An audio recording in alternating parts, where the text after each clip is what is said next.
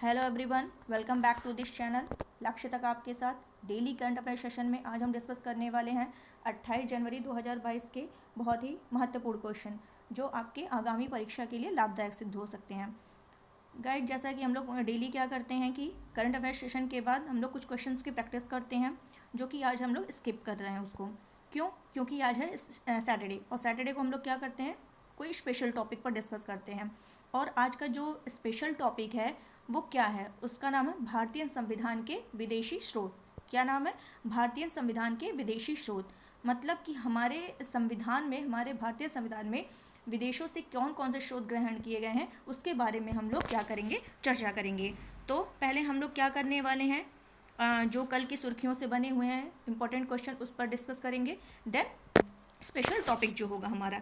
तो चलिए, और एक इम्पॉर्टेंट सूचना है आप लोगों के लिए कि इससे रिलेटेड जो हम लोग डिस्कस करते हैं वो पीडीएफ हमारे टेलीग्राम चैनल में शेयर कर दिया जाता है।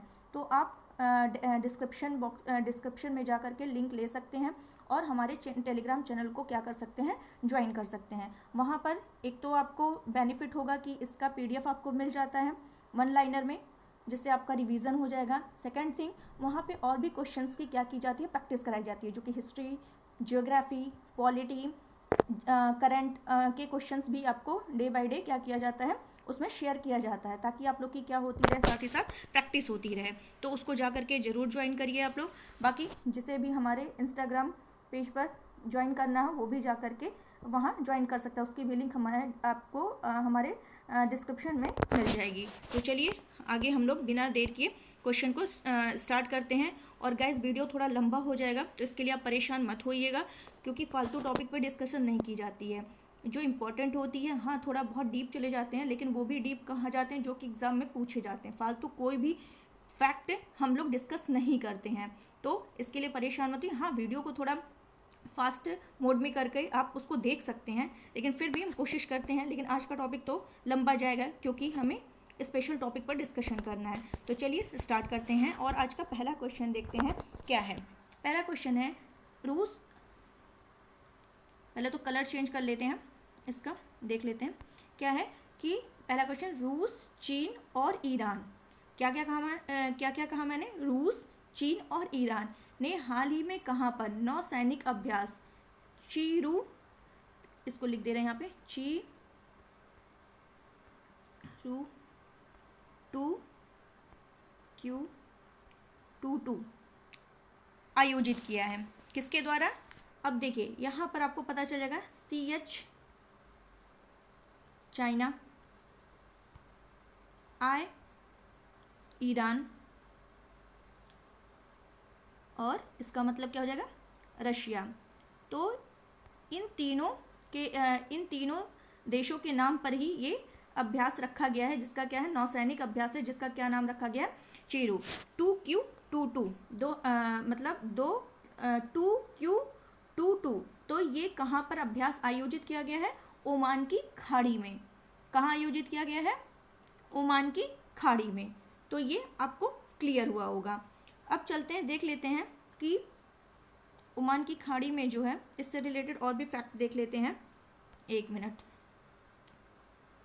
तो यहाँ पर ध्यान देने वाली क्या बात है कि ये कैसा अभ्यास है, नौसैनिक अभ्यास है, और किसके द्वारा, ये 3 देश आपको यह ध्यान रखना है, और कहाँ पर ये अभ्यास आयोजित किया गया है ये ध्यान रखना है। अगर बात करें चीन, तो चीन की तरफ से जो अभ्यास में भाग लिया है चीन की तरफ से चीन की तरफ से क्या आया भाग लेने के लिए, तो जो मिसाइल है उसका नाम देख लेते हैं।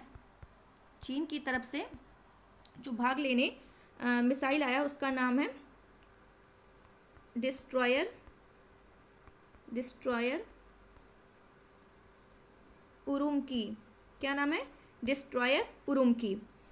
चीन ने इसको भेजा अभ्यास में भाग लेने के लिए। और रूस की बात करें, रूस ये क्या करता है, अपनी प्रशांत बेड़े की टास्क फोर्स भेजता है, अपने प्रशांत बेड़े की क्या करता है, टास्क फोर्स भेजता है। तो ये ध्यान रखिएगा आप लोग। अगर बात करें कि फारस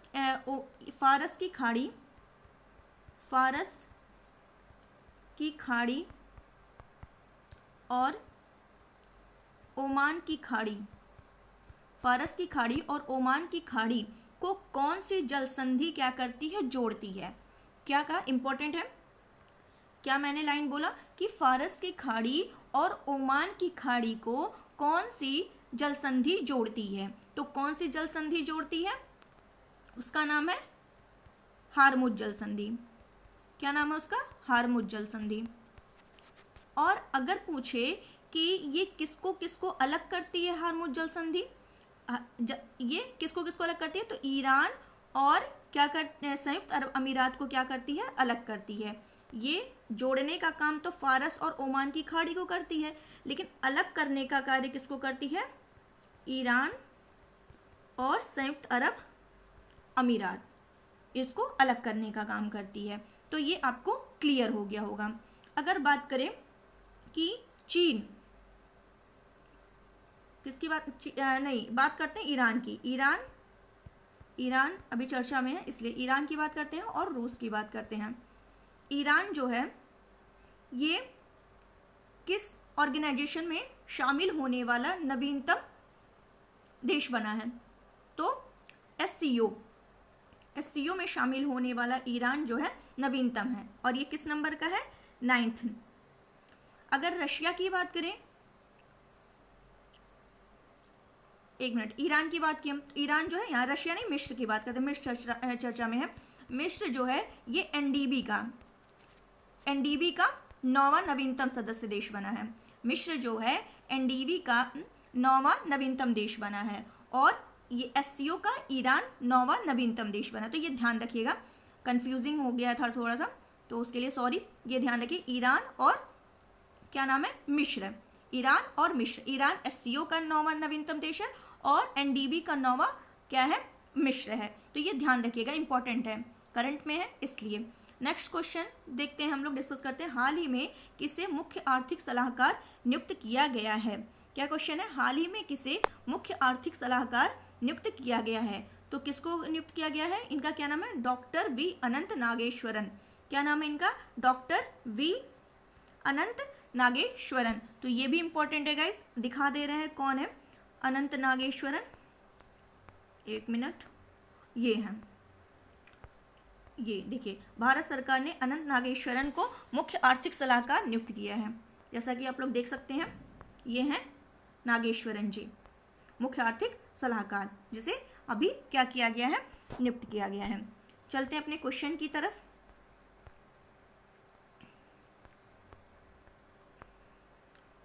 ये तो यहाँ पर ये ध्यान रखना है कि इन्हें अनंत नागेश्वरन जी को किसके स्थान पर नियुक्त किया गया, मतलब अब ये किसकी जगह पर आए हैं?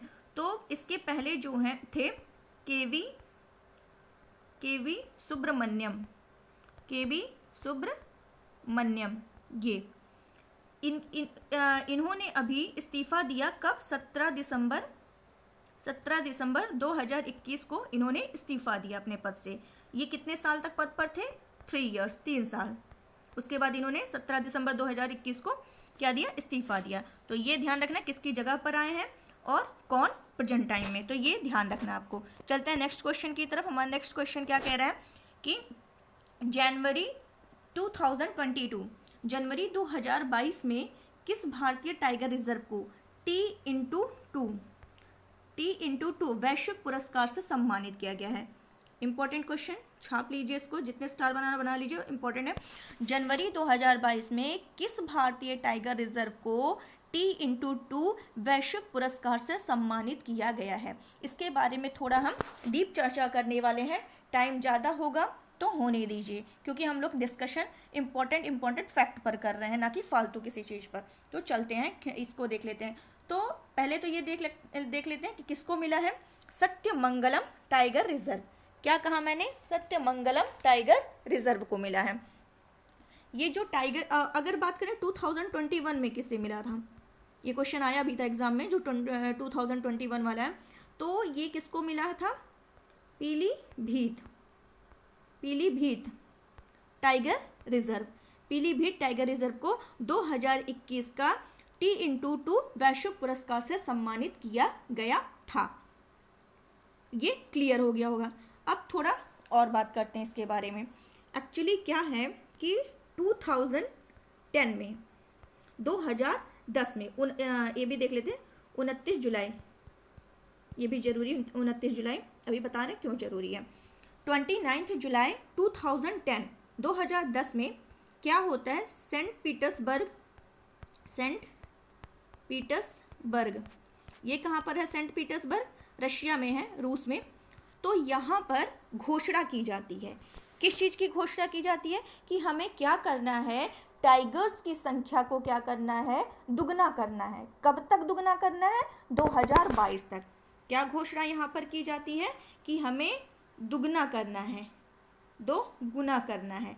क्या करना है, 2 गुना, टाइगर्स की संख्या को। कब तक, 2022 तक का लक्ष्य ये लोग 2010 में सेंट पीटर्सबर्ग में ये घोषणा की जाती है। तो ये क्लियर हो गया होगा। तो इस लक्ष्य को 2021 में किसने किया, मतलब प्राप्त किया था, पूरा किया था, पीलीभीत।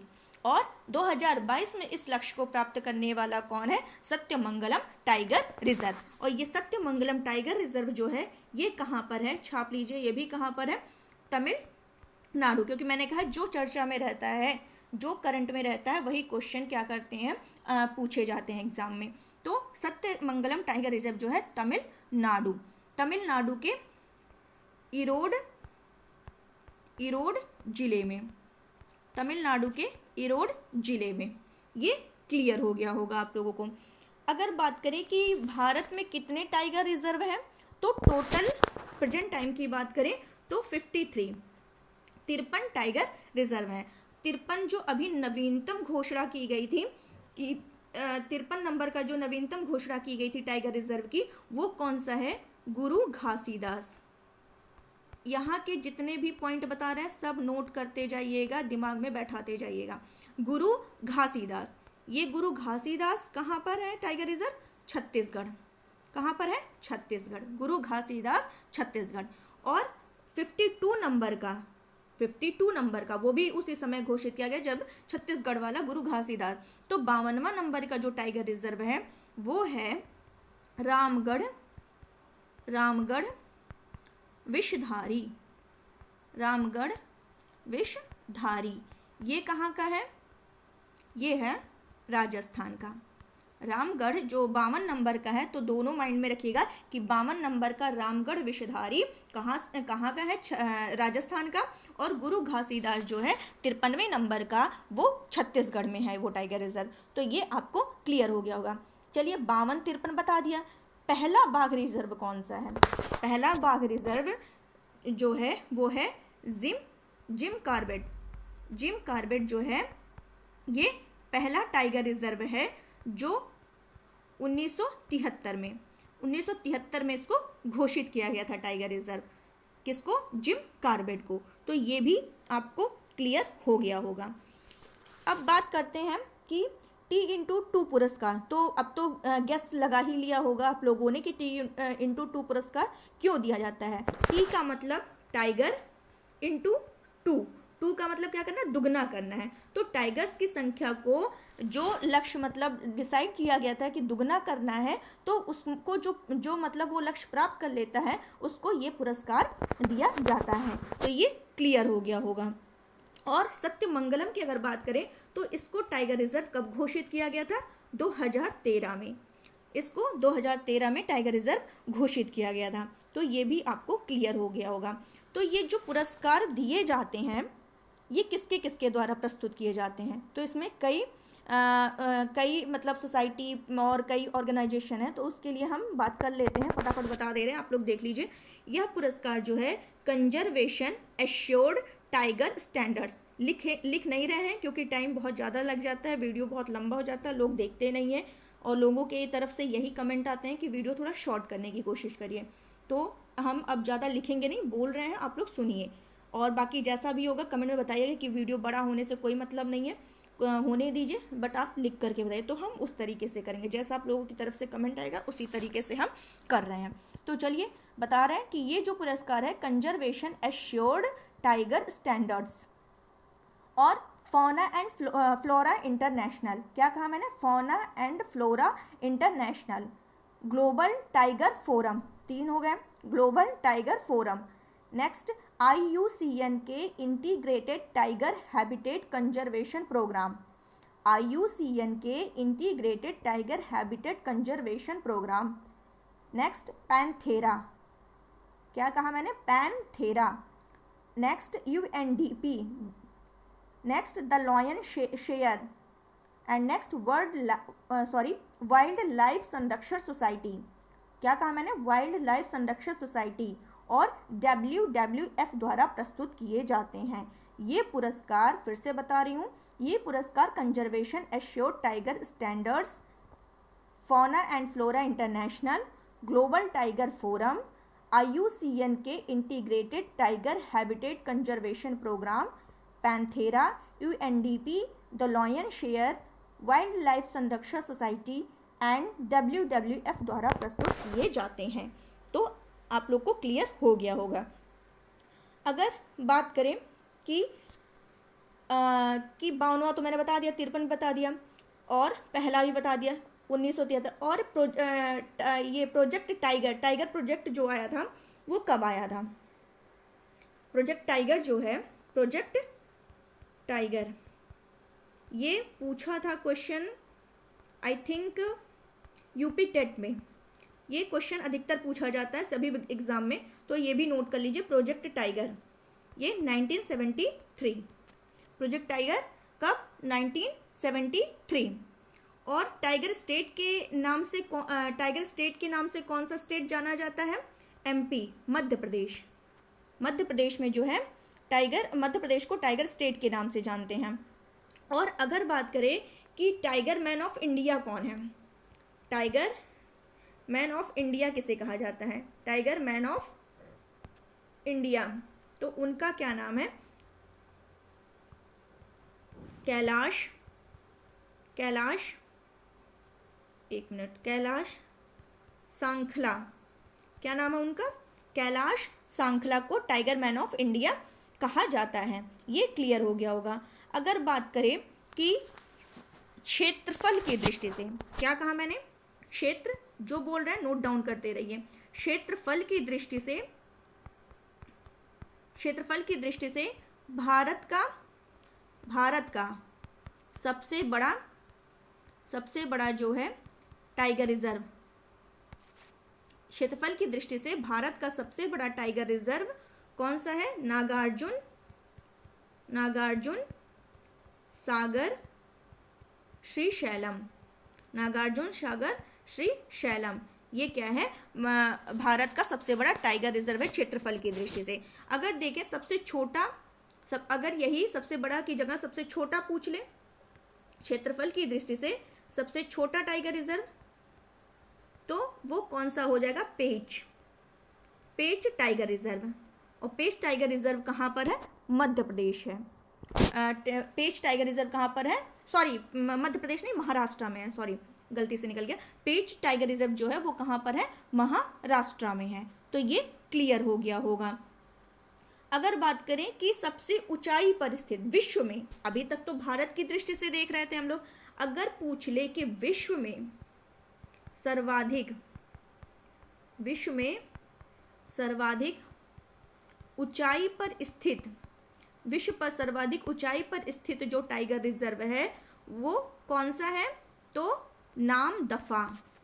ये भी कई बार एग्जाम में पूछा, नामदफा कि मिलाने को आया था कि नामदफा किस स्टेट में है? तो नामदफा जो है वो अरुणाचल प्रदेश। ये क्लियर हो गया होगा आप लोगों को। तो अगर देखा जाए तो भारत में सबसे ज़्यादा जो क्या कहते हैं टाइगर पाए जाते हैं, बाघ पाए जाते हैं, वो कहाँ पर? मध्य प्रदेश में पाए जाते हैं। इसीलिए उसको टाइगर स्टेट के नाम से जाना जाता है। यही रीज़न है, क्योंकि MP में क्या है कि 526 बाघ जो हैं मध्य प्रदेश में पाए जाते हैं। और मध्य प्रदेश के बाद जो नाम आता है जिस स्टेट का, उसका नाम है कर्नाटक। यहाँ पर 524 बाघ पाए जाते हैं।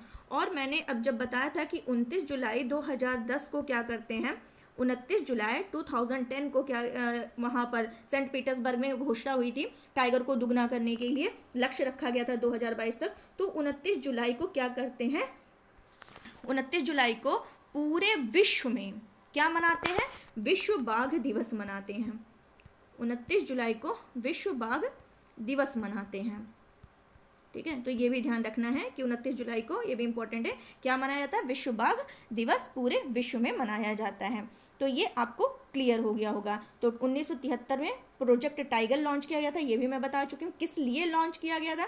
तो एक्चुअली क्या था, बाघ की जो हमारे भारत में क्या हो रहा था, बाघ की लगातार लगातार उनकी आबादी घट रही थी। तो उन्हीं का संरक्षण करने के लिए सरकार क्या करती है? प्रोजेक्ट टाइगर लॉन्च करती है। तो ये आपको क्लियर हो गया होगा। और जो मैंने बताया कि कैलाश श्रृंखला को क्या कहा जाता है, कैलाश श्रृंखला के लिए मैंने बताया कि टाइगर मैन ऑफ इंडिया कहा जाता है उनको। ये कहाँ के हैं? राजस्थान के हैं, राजस्थान के। तो उन्हीं के नेतृत्व में क्या हुआ था, इंदिरा गांधी ने मतलब राजस्थान के जो कैलाश श्रृंखला हैं, तो उन्हीं के नेतृत्व में फर्स्ट टाइम 1973 में प्रोजेक्ट टाइगर लॉन्च शुरू किया गया था। और उनके नेतृत्व में इंदिरा गांधी ने इसको क्या किया था? स्टार्ट किया था। तो ये आपको क्लियर हो गया होगा। और 1973 में जब ये टाइगर प्रोजेक्ट स्टार्ट किया गया था, प्रोजेक्ट टाइगर लॉन्च किया गया था, तब पूरे भारत में कितने 9 टाइगर रिजर्व घोषित किए गए थे। वो जो 9 थे वो बता दे रहे हैं, मानस, पलामू, रणथंभौर, बादीपुर, कान्हा, और क्या उसको क्या कहते हैं, मेलघाट, जिम कार्बेट, सुंदरबन, और क्या नाम है उसका, सिमलीपाल, ओडिशा का सिमलीपाल। तो ये आपको क्लियर हो गया होगा। असम में जो टाइगर रिजर्व है, फटाफट हम बता दे रहे हैं, आप लोग का रिवीजन हो जाएगा। असम का है मानस है, नामेरी है, काजीरंगा, ओरंग है। और अरुणाचल प्रदेश में नामदफा है, पाकुई है, कमलांग है। सारे पूछते हैं, सारे इंपॉर्टेंट हैं। आंध्र प्रदेश का नागार्जुन श्रीशैलम, जो कि मैंने बताया कि सबसे बड़ा है क्षेत्रफल की दृष्टि से। बिहार में वाल्मीकि है, बिहार में क्या है, केवल एक ही है वाल्मीकि टाइगर रिजर्व। छत्तीसगढ़ में क्या है, इंद्रावती है, चिनकमार है, उदंती सीता नदी है, गुरु घासीदास और तमोर पिंगला। ये तो 2021 में बनाए गए हैं, अभी जो मैंने जिक्र किया था गुरु घासीदास 53वें नंबर का। तो गुरु घासीदास और तमोर पिंगला अभ्यारण्य ये संयुक्त क्षेत्र घोषित किए थे एक ही साथ। और झारखंड का पलामू है, मिजोरम का दंपा है, राजस्थान का रणथंभौर, सरिस्का, मुकुंदरा हिल्स, रामगढ़, विषधारी, तो भी 2021 में एक ही साथ 52 नंबर का ये घोषित किया गया था। कर्नाटका का बांदीपुर है, भद्रा है, नागरहोल है। तो ये जो इंपॉर्टेंट है बस वही बता रहे हैं। केरल का पेरियार है, पराम्बिकुलम है, जो पूछे जाते हैं एग्जाम में। एमपी में जैसे कान्हा है, पेच है। पेच जो है आपका मध्य प्रदेश में भी पड़ता है और महाराष्ट्र में भी पड़ता है, तो वो सीमा पर पड़ता है, इसीलिए ये दोनों जगह नाम लिया जाता है। तो जो एमपी का मैं बता रही हूँ, ये एमपी का पेंच टाइगर रिजर्व, बांधवगढ़ और पन्ना। तो ये क्लियर हो गया। सतपुड़ा भी मध्य प्रदेश का है, संजय डुबरी भी मध्य प्रदेश का है। महाराष्ट्र का भी देखिए, महाराष्ट्र में भी पेंच आता है, मध्य प्रदेश में भी, जो कि मैंने पहले ही बता दिया।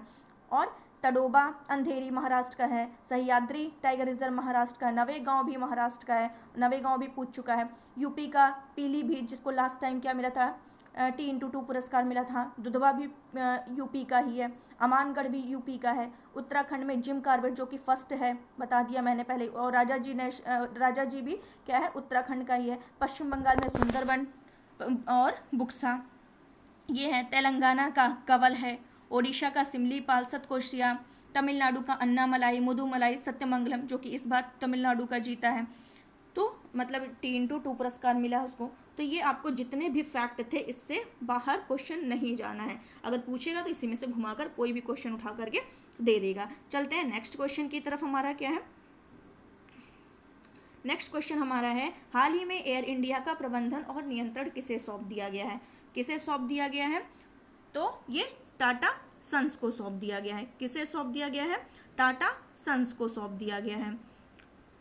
तो इसके पीछे क्या है, एक्चुअली क्या था कि टाटा एयरलाइंस की स्थापना जो है, टाटा एयरलाइंस ये जो कह रहा है कि एयर इंडिया का प्रबंधन नियंत्रण किसे सौंप दिया गया, टाटा सन्स को, इसी का था ही ये।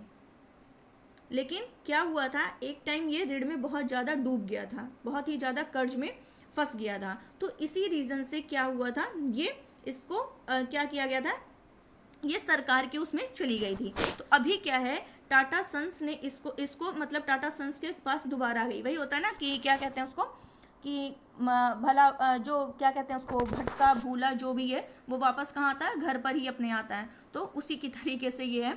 तो वही है कि हाल ही में एयर इंडिया का प्रबंधन और नियंत्रण किसे सौंपा गया है, टाटा सन्स को सौंप दिया गया है। अगर टाटा एयरलाइंस की जो स्थापना हुई थी वो 1932 में हुई थी, 1932 में हुई थी। और 1946 में इसको क्या कर दिया जाता है, टाटा एयरलाइंस का नाम चेंज करके 1946 में क्या कर दिया जाता है, एयर इंडिया नाम रख दिया जाता है, एयर इंडिया नाम रख दिया जाता है। जनवरी 2022 में क्या होती है, जनवरी 2022 में 100% जो इसकी इक्विटी रहती है वो टाटा सन्स की जो सहायक कंपनी है टेलेंस उसके पास आ जाती है। वो क्या करता है कि जो इसकी टाटा सन्स की जो सहायक कंपनी है टेलेस, ये क्या करती है, ये इस एयर इंडिया के लिए सबसे ज़्यादा बोली लगा करके और इसको अपने अधिग्रहण में कर लेती है। और ये जो बोली लगाई थी इसने 18,000 करोड़ की बोली लगाई थी, 18,000 करोड़ रुपए की बोली लगाई थी। और इस हिसाब से सबसे ज़्यादा बोली लगाने के कारण ये जो एयर इंडिया का नियंत्रण जो है टाटा सन्स के अंडर में आ गया है। तो ये आपको क्लियर हो गया होगा। और चलते हैं आगे की तरफ। अगर पूछ ले कि उड्डयन मंत्री कौन है, उड्डयन मंत्री तो वो है ज्योतिरादित्य सिंधिया। ये क्लियर हो गया होगा। तो इससे रिलेटेड जितने भी फैक्ट बनने होंगे यहीं से बन जाएंगे, जो कि मैंने आपको बता दिया है। तो एयर इंडिया का प्रबंधन और नियंत्रण किसे सौंप दिया गया, टाटा सन्स को। ये ध्यान रखिएगा। चलते हैं नेक्स्ट क्वेश्चन की तरफ। डेटा संरक्षण, क्या क्वेश्चन है, डेटा संरक्षण या गोपनीयता, इसको डेटा संरक्षण दिवस भी कह सकते हैं या डेटा गोपनीयता दिवस भी कह सकते हैं। ये हर साल किस दिन मनाया जाता है, तो ये कब मनाया जाता है, 28 जनवरी को मनाया जाता है। कब मनाया जाता है, 28 जनवरी को डेटा संरक्षण दिवस या डेटा गोपनीयता दिवस, जिसको डेटा प्रोटेक्शन डे या डेटा प्राइवेसी डे कहा जाता है। एक्चुअली क्या हुआ था कि 28 जनवरी को यूरोप की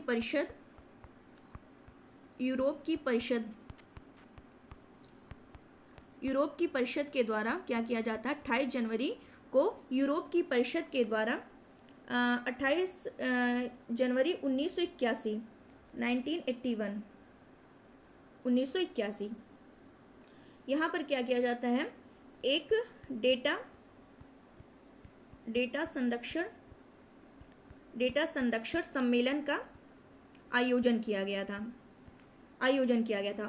क्या कहा मैंने, 28 जनवरी 1981 को यूरोप की परिषद के द्वारा डेटा संरक्षण सम्मेलन का आयोजन किया जाता है। और इसी डेटा संरक्षण सम्मेलन को किस नाम से जाना जाता है, कन्वेंशन 108। कन्वेंशन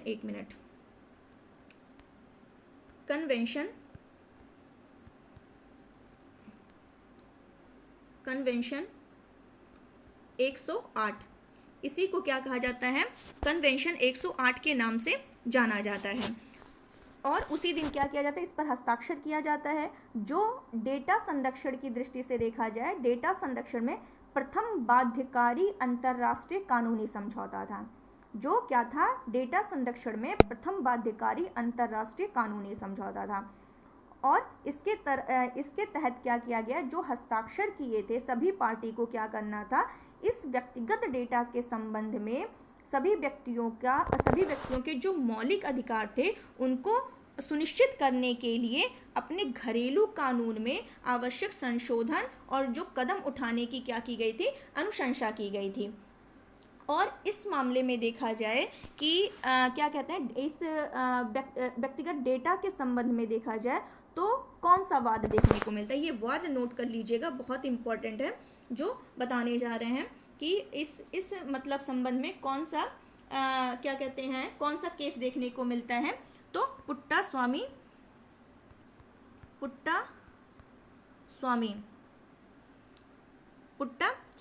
वाद में क्या, पुट्टा स्वामी वाद में सुप्रीम कोर्ट ने क्या डिसीजन लिया था कि जो निजता का अधिकार है, जो प्राइवेसी का अधिकार है, वो क्या है, फंडामेंटल राइट है। क्या है, फंडामेंटल राइट है। अगर बात आ गई है फंडामेंटल राइट की, तो जो मूल अधिकार हमारा है, ये निजता का अधिकार किस अनुच्छेद में दिया गया है, तो किस आर्टिकल में दिया है, वो आर्टिकल है 21। आर्टिकल 21 के तहत क्या है, क्या दिया गया, निजता का अधिकार दिया गया है। जो किस वाद में था, ये पुट्टा स्वामी केस में था। ये क्लियर हो गया होगा आप लोग को। और अगर जब 21 हम लोग 21 सामने आ ही गया तो इसी से संबंधित एक और है, वो भी देख लेते हैं। 21 का ए जो किससे संबंधित है? आर्टिकल 21 क्लॉज ए, ये किससे संबंधित? शिक्षा के अधिकार से संबंधित है। और ये शिक्षा का अधिकार किस संशोधन के थ्रू ऐड हुआ था? तो 86 अमेंडमेंट 2002 के द्वारा, 86 संविधान संशोधन 2002 के द्वारा इसको क्या किया गया था? शामिल किया गया था। ये आपको क्लियर हो गया होगा। अगर बात करें कि गोपनीयता की रक्षा के लिए, प्राइवेसी के सिक्योरिटी के लिए, उसकी सुरक्षा के लिए भारत सरकार ने क्या फैसला लिया है? तो इसके लिए क्या होता है? इसके लिए पर्सनल डेटा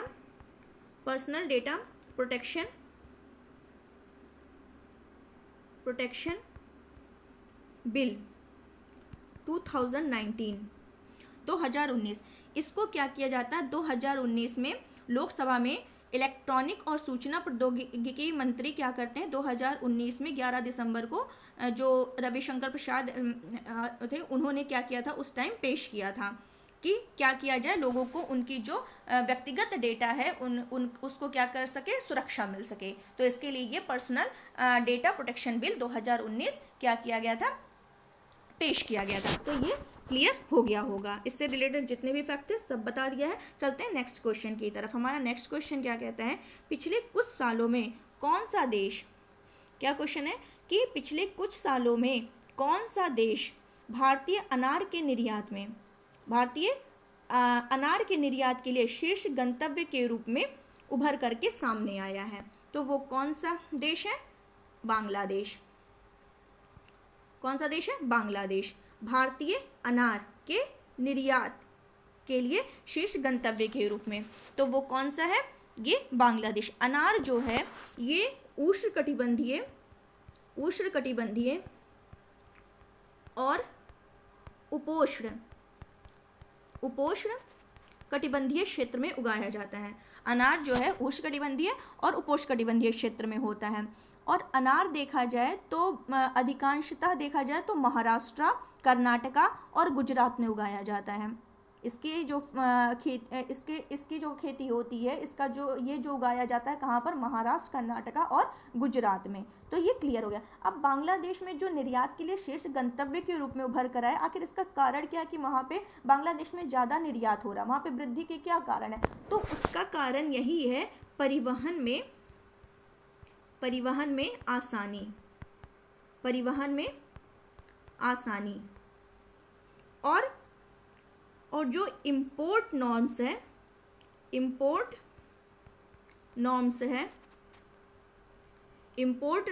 है, आयात मानदंड जो है उसमें क्या है? उसको आसान पड़ता है। तो इसके लिए बांग्लादेश में क्या है? यही रीज़न है निर्यात करने का कि वहाँ पे जो है वृद्धि हुई है, यही रीज़न है। तो ये आपको क्लियर हो गया होगा। चलते हैं हम लोग नेक्स्ट क्वेश्चन की तरफ। बाकी यहाँ पे कुछ और मुझे नहीं लगता है कि बताने लायक है, क्योंकि बताने से क्या होगा और भी ज़्यादा टाइम लगेगा। तो हमें शॉर्ट में ही लेकर के चलना है चीज़ों को। चलते हैं नेक्स्ट क्वेश्चन की तरफ। नेक्स्ट क्वेश्चन हमारा क्या कह रहा है? कुछ और बता देते हैं कि बांग्लादेश कहाँ गया? बांग्लादेश की राजधानी कई बार बता चुके हैं, फिर भी बता देना कि राजधानी ढाका है, इसकी जो मुद्रा है वो टका है। और बांग्लादेश से सटे राज्य आप लोग को पता ही होगा, वेस्ट बंगाल, असम, मेघालय, त्रिपुरा, मिजोरम, ये सब क्या है? इससे बांग्लादेश से सटे राज्य हैं। चलते हैं नेक्स्ट क्वेश्चन की तरफ। क्या कह रहा है? रशिया और यूक्रेन कन्फ्लिक्ट जो है, संघर्ष, ये चर्चा में है। काला सागर किस जलडमरू मध्य से जुड़ा हुआ है? रूस और यूक्रेन जो कन्फ्लिक्ट है, ये थोड़ा लंबा हो जाएगा टॉपिक अगर मैं अभी डिस्कस करने लगूँ तो इसके लिए हम क्या करेंगे? अलग सा वीडियो बनाएंगे, तो वो हम अपलोड कर देंगे, वो आप लोग देख लीजिएगा। अभी हम क्या करते हैं, बस फटाफट एक फैक्ट के थ्रू निकल जाते हैं, बाकी हम इसको बाद में डिस्क्राइब कर देंगे इस बारे में। क्या कह रहा है? रूस और यूक्रेन जो कन्फ्लिक्ट है, संघर्ष है, ये चर्चा में है। काला सागर किस जलडमरू मध्य से जुड़ा है? तो काला सागर जो है वो किससे जुड़ा है, ये देख लेते हैं। काला सागर, एक तरफ है काला सागर और एक तरफ है अजो सागर। कौन सा? अजो सागर। एक मिनट यहाँ लिख दे रहे हैं, अजो सागर। और ये दोनों सागर जो हैं किस जलडमरू मध्य से जुड़े हैं? के रिच जल संधि, के रिच जल संधि से जुड़े हुए हैं। तो काला सागर इंपॉर्टेंट है, ये काला सागर और क्या कहते हैं अजो सागर, ये दोनों किस जल संधि से जुड़े हुए हैं, के रिच जल संधि से जुड़े हैं। अगर बात करें कि ये जो सीमावर्ती देश जो हैं, इनके सीमावर्ती देश वो कौन कौन से हैं, रूस, Ukraine, Georgia, Turkey, Bulgaria, Romania, ये सब क्या है इसके सीमावर्ती देश हैं। बाकी जब हम मैपिंग पढ़ाएंगे तो वहाँ क्लियर कर देंगे कि क्या है कैसे है, सब कुछ वहाँ करते हैं। अभी आगे बढ़ते हैं क्योंकि हमें स्पेशल टॉपिक के बारे में भी डिस्कशन करना है। नेक्स्ट क्वेश्चन हमारा क्या कह रहा है, 27 जनवरी 2022, क्या क्वेश्चन है, 27 जनवरी 2022 को लोकसभा सचिवालय ने संसद और उनके सांसदों की कार्यवाही की जानकारी हासिल करने के लिए कौन सा ऐप लॉन्च किया है। क्या क्वेश्चन है, 27 जनवरी 2022 को लोकसभा सचिवालय ने संसद और उनके सांसदों की कार्यवाही के लिए जानकारी हासिल करने के लिए कौन सा ऐप लॉन्च किया। तो वो ऐप है डिजिटल संसद ऐप। कौन सा ऐप है, डिजिटल संसद ऐप। तो ये जो ऐप है ये मतलब ये किस लिए है, तो ये ऐप जो संसद, यहीं पे लिखा है क्वेश्चन में, ये कि संसद और उनके सांसदों की कार्यवाही की जानकारी हासिल करने के लिए, किसको जानकारी हासिल करने के लिए, आम लोगों के लिए, ये उनके लिए क्या किया गया है कि उनको हासिल हो सके जो संसद और सांसदों के बीच कार्रवाई हो रही है, इसी के लिए ये ऐप लॉन्च किया गया है। तो इस ऐप में क्या है कि 1947 के बाद से बजट भाषण के साथ साथ जो बजट भाषण हुए हैं उनके साथ साथ 12वीं लोकसभा से लेकर के जो 17वीं लोकसभा चल रही है वहाँ तक के सदन की चर्चा की जानकारी क्या होगी उस ऐप में होगी। और यहाँ पर क्या होगा, जो क्या कहते हैं संसद की कार्यवाही का जो प्रसारण होगा वो एकदम सीधा होगा, तो वो भी आम लोगों के लिए होगा। और इस पर जो 2022 के बजट सत्र को भी हम लोग क्या कर सकते हैं, लाइव देखा जा सकता है। अगर बात करें, अब यहाँ पर संसद आ गया है शब्द, तो संसद देख लेते हैं। संसद के कितने अंग होते हैं, सब लगा के आ जाते हैं 2, क्या, लोकसभा और राज्यसभा। लेकिन संसद के कितने अंग होते हैं, 3 होते हैं। एक मिनट, राष्ट्रपति, फिर से बता रहे हैं, संसद के जो हैं 3 अंग होते हैं। राष्ट्रपति, लोकसभा और क्या कहते हैं इसको, राज्यसभा। ये क्लियर हो गया होगा। संविधान का जो भाग 5 है, संविधान के संसद जो है भाग 5 में आर्टिकल अनुच्छेद 79 से 122 79 से 122 तक में क्या है, संसद का गठन, उसकी संरचना, अवधि, प्रक्रिया, विशेषाधिकार, जो भी है शक्ति, ये सब इसी में बताया गया है। ये क्लियर हो गया होगा। अगर बात करें कि संसद, तो संसद किस आर्टिकल में है, 79। किस आर्टिकल में संसद का उल्लेख है, 79, तो इसको नोट कर लीजिए। सेकंड बात करें राज्यसभा उच्च सदन होता है, ठीक है। तो राज्यसभा जो है ये किस आर्टिकल में है, 80। राज्यसभा जो है किस आर्टिकल में है, 80। और लोकसभा जो है वो किस आर्टिकल में है, 81। लाइन से है, संसद 79, फिर राज्यसभा उच्च सदन है तो पहले राज्यसभा को रखेंगे, तो 79 के बाद 80, फिर लोकसभा निम्न सदन इसको कहते हैं, और निम्न सदन कहते हैं इसको, तो उसके बाद 80 के बाद 81, तो ये 81। तो ये आपको क्लियर हो गया होगा। अगर बात करें कि लोकसभा के पहले स्पीकर कौन है, ये भी क्वेश्चन पूछता है। तो लोकसभा के पहले स्पीकर कौन थे, तो इनका नाम है जीवी मावलंकर। ये क्लियर हो गया होगा आपको। अगर पहली महिला स्पीकर पूछ ले तो मीरा कुमार। अगर वर्तमान में पूछ ले कि प्रेजेंट टाइम में कौन है, तो ओम बिरला जी जो है वर्तमान में क्या है, लोकसभा स्पीकर हैं। और ये जो चल रही है वो 17वीं लोकसभा चल रही है। ये क्लियर हो गया होगा। ये जो डिजिटल संसद ऐप लॉन्च किया गया, ये किसके दिमाग की उपज है? तो ये किसके दिमाग की उपज है? जो वर्तमान में क्या है, लोकसभा स्पीकर हैं। तो कौन है लोकसभा स्पीकर? ओम बिरला जी। तो ये इन्हीं के दिमाग की उपज है डिजिटल संसद ऐप। तो ये आपको क्लियर हो गया होगा। और एक क्वेश्चन और इसी से रिलेटेड बता दे रहा है, पूछता है, बहुत इंपॉर्टेंट है कि संसद का जो संयुक्त अधिवेशन होता है, संसद का संयुक्त अधिवेशन जो है वो किस आर्टिकल के तहत बुलाया जाता है? मतलब किस आर्टिकल के तहत बुलाने का प्रावधान है? तो आर्टिकल 108। तो ये भी नोट कर लीजिए, इम्पॉर्टेंट है। संयुक्त अधिवेशन बुलाने का प्रावधान किस आर्टिकल के तहत है? तो 108, 108 में। जब क्या होता है कि जब कोई विधेयक लोकसभा से पारित हो जाती है, लेकिन राज्यसभा की मंजूरी नहीं मिलती है, तो उसमें क्या किया जाता है? संयुक्त बैठक के जरिए संयुक्त बैठक बुलाया जाता है 108 के तहत, और उसमें क्या किया जाता है? उसे पारित किया जाता है। तो ये आपको क्लियर हो गया होगा। चलते हैं नेक्स्ट क्वेश्चन की तरफ। क्या कह रहा है? ब्रांड फाइनेंस 2022 ग्लोबल 500 रिपोर्ट के अनुसार दुनिया की सबसे मूल्यवान कंपनी कौन सी बनी है? क्या क्वेश्चन कह रहा है कि ब्रांड फाइनेंस 2022 ग्लोबल 500 रिपोर्ट के अनुसार, ये रिपोर्ट देख लीजिए क्या है, इसके अनुसार दुनिया की सबसे मूल्यवान कंपनी कौन सी बनी है? तो कौन सी कंपनी बनी है? एप्पल, जो कि कहाँ की है? अमेरिका की है। दूसरे नंबर पर बात करें, बहुत डीप नहीं जाएंगे, शॉर्ट में बता करके निकल आ रहे हैं। दूसरे नंबर पर कौन है? अमेजन। दूसरे नंबर पर जो मूल्यवान कंपनी बनी है, अमेजन। थर्ड नंबर गूगल, कल गूगल के बारे में डिस्कस किए थे सुंदर पिचाई।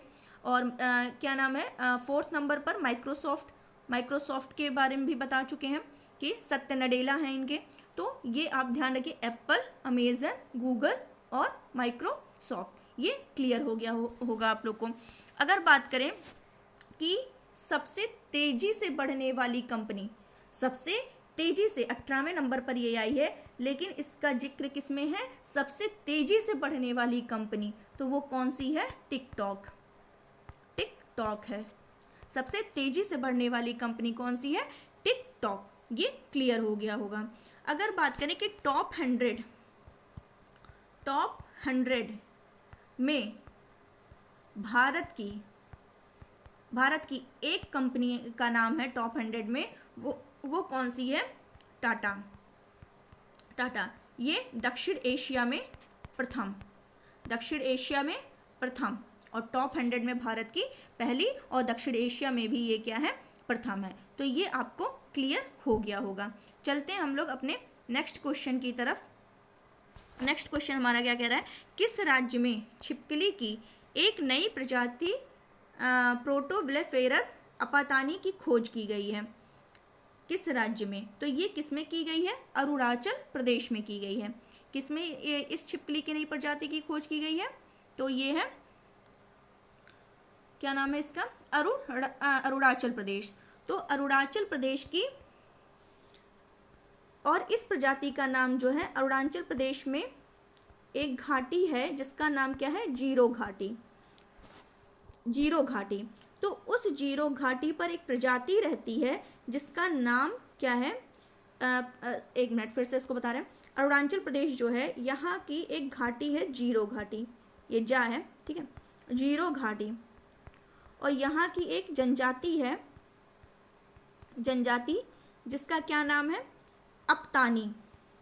अपतानी जनजाति। तो इसी अरुणाचल प्रदेश की जीरो घाटी की जो जनजाति अपतानी जनजाति है, इसी के नाम पर इस नई प्रजाति का नाम रखा गया है। तो ये क्लियर हो गया होगा आप लोगों को।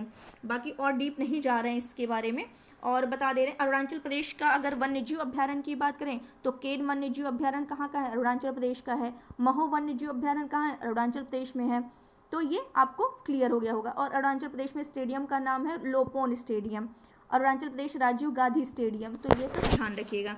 नेक्स्ट क्वेश्चन क्या है? हैदराबाद साहित्यिक महोत्सव 2022 के लिए अतिथि राष्ट्र कौन है?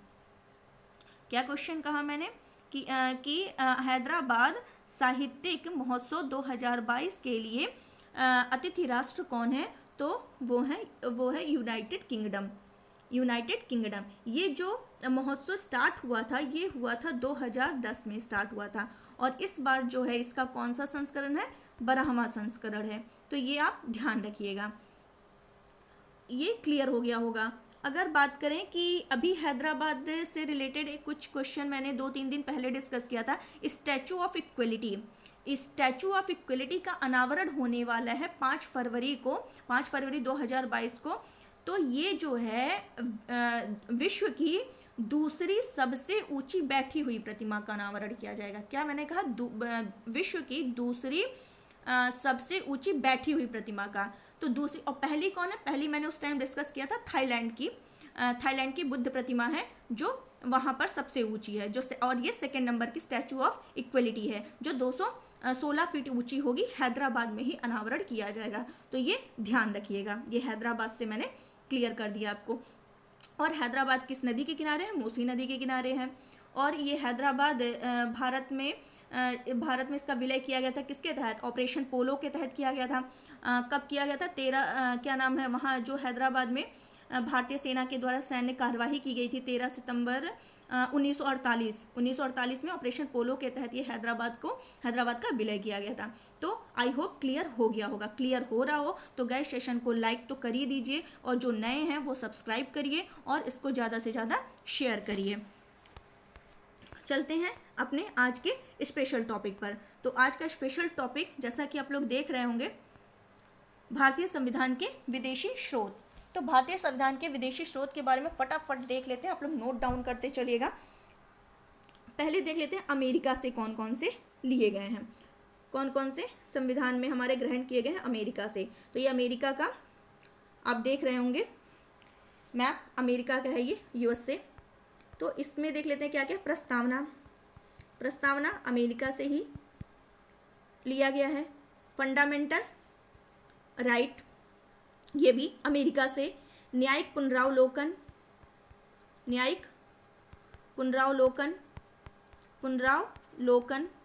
यहीं से लिया गया है। संविधान की सर्वोच्चता यहीं से ली गई है। न्यायपालिका की स्वतंत्रता यहीं से ली गई है। हम लिख नहीं रहे हैं, बोल दे रहे हैं, आप लोग नोट डाउन कर लीजिए कि नहीं तो वीडियो बहुत लंबा हो जाएगा। क्या कहा मैंने, न्यायपालिका की स्वतंत्रता अमेरिका से ली गई है। और निर्वाचित राष्ट्रपति और उस पर महाभियोग, क्या कहा मैंने, निर्वाचित राष्ट्रपति और उस पर महाभियोग, ये कहाँ से लिया गया है, अमेरिका से। उपराष्ट्रपति अमेरिका से। और न्यायाधीशों को हटाने की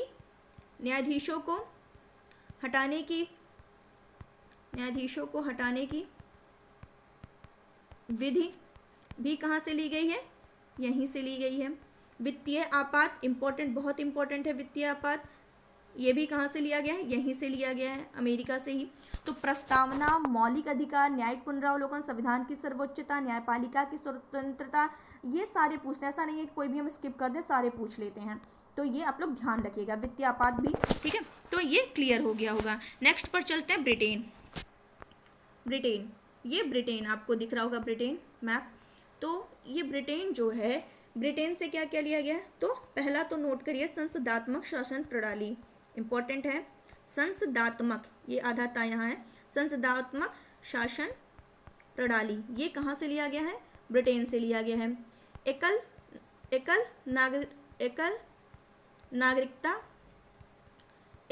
नागरिकता यहीं से ली गई है। और विधि निर्माण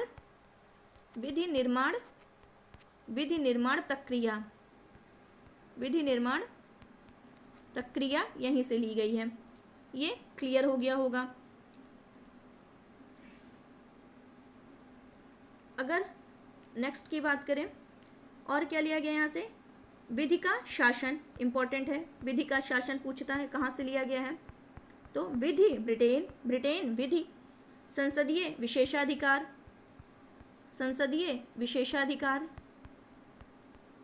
विशेषाधिकार। और बात करें मंत्रिमंडलीय प्रणाली,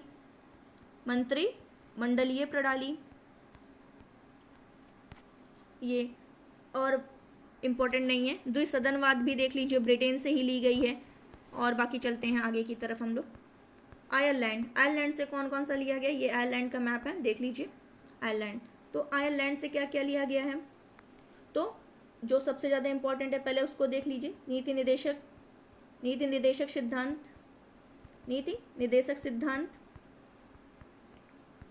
और राष्ट्रपति द्वारा, दूसरा क्या है, राष्ट्रपति द्वारा राज्यसभा में साहित्य, कला, विज्ञान, समाज सेवा इत्यादि इन सब में जो ख्याति प्राप्त का मनोनयन किया जाता है, साहित्य, कला, विज्ञान, समाज सेवा, इन सब में जो ख्याति प्राप्त होते हैं उनका जो मनोनयन राष्ट्रपति के द्वारा किया जाता है वो भी कहाँ से लिया गया है, आयरलैंड से लिया गया है। और क्या लिया गया है, राष्ट्रपति के निर्वाचक मंडल की व्यवस्था, राष्ट्रपति के निर्वाचक के लिए जो निर्वाचन के लिए जो निर्वाचक मंडल होता है उसकी जो व्यवस्था है वो भी कहाँ से ली गई है, आयरलैंड से ली गई है। तो ये भी आपको क्लियर हो गया होगा। नेक्स्ट क्या है, ऑस्ट्रेलिया की तरफ चलते हैं। ये ऑस्ट्रेलिया आपको दिख रहा होगा। तो ऑस्ट्रेलिया जो है यहाँ से क्या लिया गया है, तो प्रस्तावना तो मौलिक अधिकार प्रस्तावना जो है वो तो यूएसए से लिया गया है, संयुक्त राज्य अमेरिका से लिया गया है, लेकिन प्रस्तावना की जो भाषा है वो कहाँ से ली गई है, ऑस्ट्रेलिया से ली गई है। प्रस्तावना की भाषा बहुत इंपॉर्टेंट है, प्रस्तावना की भाषा कहाँ से ली गई है, ऑस्ट्रेलिया से ली गई है। समवर्ती सूची, ये भी छाप लीजिए, बहुत ही इंपॉर्टेंट है। समवर्ती सूची का प्रावधान जो है ऑस्ट्रेलिया से ही लिया गया है। और क्या इंपॉर्टेंट बता रहे हैं ये भी देखिए, केंद्र और राज्य के बीच संबंध, केंद्र और राज्य के मध्य संबंध जो है ये भी कहाँ से लिया गया है, ऑस्ट्रेलिया से ही लिया गया है। शक्तियों का विभाजन जो है केंद्र और राज्य के बीच ऑस्ट्रेलिया से लिया गया है। और जो अभी मैंने बताया कि संसद के दोनों सदनों की जो संयुक्त बैठक होती है, संयुक्त बैठक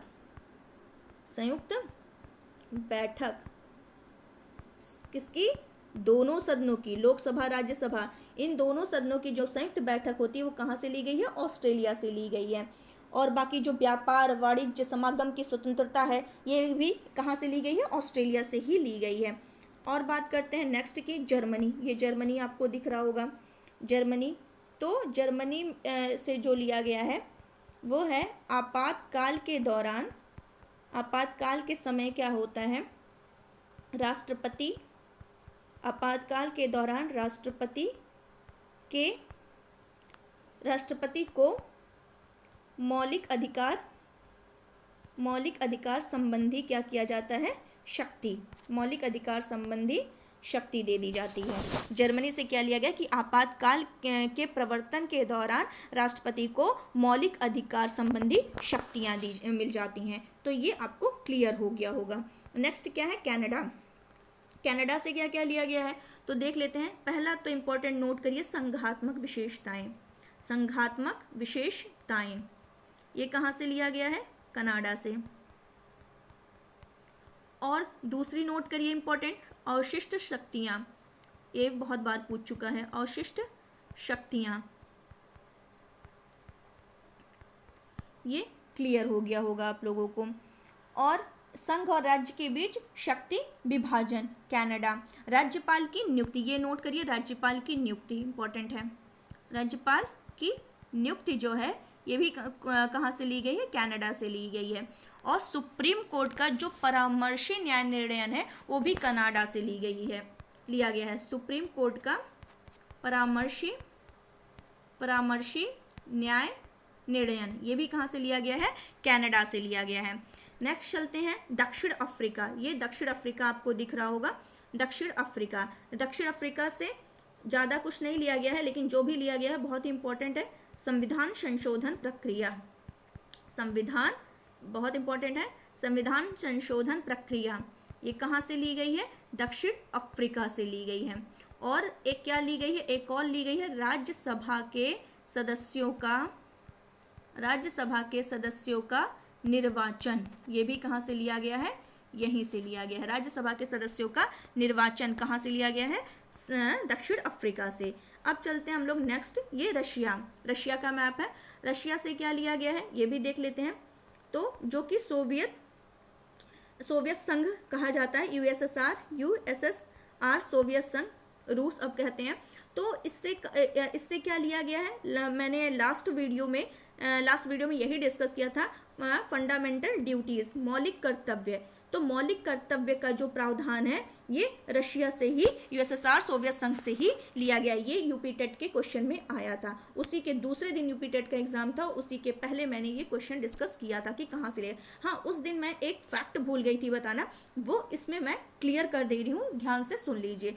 एक ही फैक्ट वहाँ मैंने नहीं बताया था, भूल गई थी, तो ये ध्यान रखिए। ये जो फंडामेंटल ड्यूटी है ये तो मैंने बताया था, ये पहले तो ये ध्यान रखिए कि भाग किस भाग में, तो भाग 4 के ए में, 4 में नीति निर्देशक तत्व है और 4 के ए में क्या है, मौलिक कर्तव्य, फंडामेंटल ड्यूटी है। और किस आर्टिकल के तहत है, आर्टिकल 51 ए के तहत क्या है, ये है। तो जो और ये किस जो आर्टिकल 4 ए में ये है, तो किस संशोधन के थ्रू ये जुड़ा था, तो ये 42वें संशोधन 1976 के द्वारा इसमें क्या हुआ था, शामिल हुआ था। और जब शामिल हुआ था तो उस समय कितने फंडामेंटल ड्यूटी थे, मात्र 10 थे, तो हैं तो अभी 11 है। तो 11वां कब जोड़ा गया, तो 11वां जो जोड़ा गया वो 86वें अमेंडमेंट के द्वारा 2002 में ऐड किया गया। और जो फंडामेंटल ड्यूटी का प्रावधान किया गया था वो किस समिति के, यही फैक्ट मैं भूल गई थी उस दिन बताना, जो कि बहुत इंपॉर्टेंट था।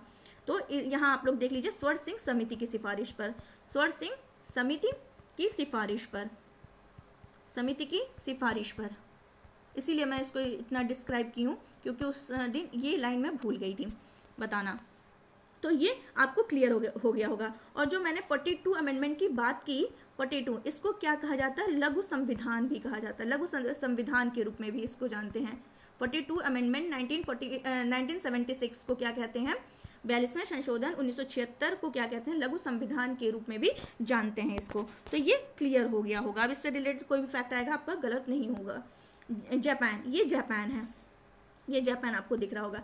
तो जापान से क्या लिया गया है, बस एक ही चीज़, विधि द्वारा स्थापित प्रक्रिया, ये भी इंपॉर्टेंट है। विधि द्वारा स्थापित प्रक्रिया कहाँ से ली गई है, जापान से ली गई है, विधि द्वारा स्थापित प्रक्रिया। एंड लास्ट जो है वो देख लेते हैं क्या है, फ्रांस है। फ्रांस से क्या लिया गया है, बहुत ज़्यादा नहीं पूछता है लेकिन बता रहे हैं तो सभी बता दें। गणतंत्रात्मक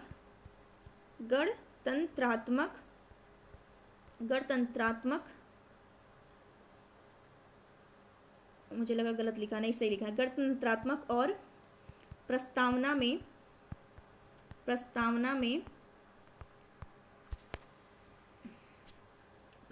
में आपको ये 3 लाइन ध्यान रखना है, क्योंकि ये पूछता है। स्वतंत्रता, एक मिनट फिर से लिख दे रहे हैं, स्वतंत्रता, समता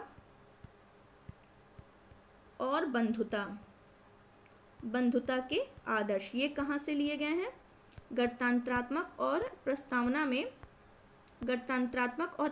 में जो स्वतंत्रता की बात, समता की बात और बंधुता की आदर्श की बात की गई है, वो कहाँ से ली गई है, फ्रांस से। तो ये ध्यान रखिएगा, इंपॉर्टेंट है ये लाइन।